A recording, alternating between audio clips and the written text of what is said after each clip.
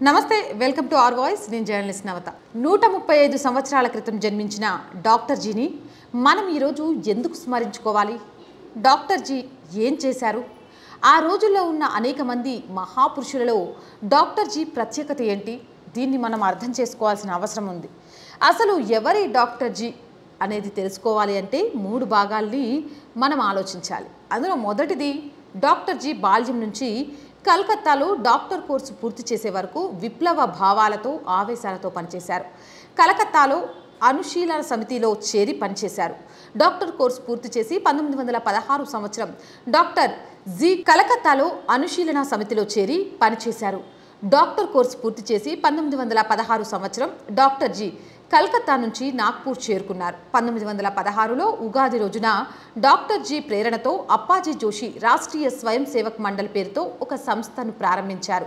ఇక రెండవది, ఆ తదుపరి ఆ రోజుల్లో స్వతంత్ర పోరాటానికి వేదికలైన కాంగ్రెస్ హిందూ మహాసభలలో పనిచేశారు. పనిచేస్తూ జైలుకు కూడా వెళ్ళి వచ్చారు.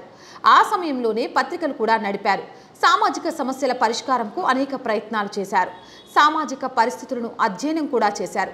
ఒక పక్క స్వతంత్ర ఉద్యమంలో పనిచేస్తూనే అనేక అనుభవాల ఆధారంగా 1925వ సంవత్సరం విజయదశమి రోజున రాష్ట్రీయ స్వయం సేవక్ సంఘాన్ని ప్రారంభించారు. 1930 జూలై 22న అటవీ సత్యాగ్రహం చేశారు. అటవీ సత్యాగ్రహం కారణంగా మళ్ళీ జైలుకు వెళ్లారు.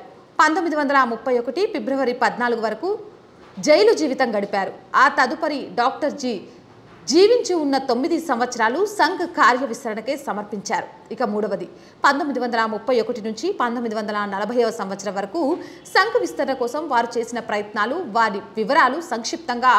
వారు చేసిన ప్రయత్నాలలో 3 విషయాలు ప్రధానంగా మనకు కనబడతాయి. దేశ స్వతంత్ర పోరాటంకు వేదికలుగా ప్రారంభమైన సంస్థలు రాజకీయ పార్టీలుగా రూపాంతరం చెందుతున్న సమయంలో వాటిలో చోటు చేసుకుంటున్న పరిణామాలతో సంఘం రాజకీయ స్వతంత్ర పోరాటానికి మధ్య సంతులనం సాధించవలసి వచ్చింది. ఒక చారిత్రక అవసరం ఏర్పడింది. దానికోసం పనిచేశారు. ఇక రెండవది, స్వతంత్రం కోసం జరుగుతున్న ఉద్యమాలలో సంఘ్ ఎట్లా పాల్గొనాలి అనే విషయంపై ప్రత్యేక శ్రద్ధ పెట్టారు. ఇక మూడవది, సమీప భవిష్యత్తులో సంఘము దేశమంతా విస్తరించి శక్తివంతం కావడం కోసం దివారాత్రులు పనిచేశారు. సంఘానికి అఖిల భారత స్వరూపం వ్యవస్థ నిర్మాణం చేశారు. శక్తివంతమైన పునాదులు వేశారు. ఆ పునాదుల వైపైనే ఈరోజు సంఘం అప్రతిహతంగా ముందుకు సాగుతోంది. ఇలాంటి మోర్ వీడియోస్ కోసం మన ఛానల్ వెంటనే సబ్స్క్రైబ్ చేయండి. ఈ వీడియో నచ్చిందా? లైక్ చేయండి, షేర్ చేయండి. డాక్టర్ జీ గురించి ప్రతి ఒక్కరూ తెలుసుకోవాల్సిన అవసరం ఉంది కాబట్టి మీ మిత్రులకు, బంధువులకు ప్రతి ఒక్కరికి ఈ వీడియో షేర్ చేసి ఆయన వివరాలు రేపటి భావి భారత పౌరులు తెలుసుకునేలా చేయండి.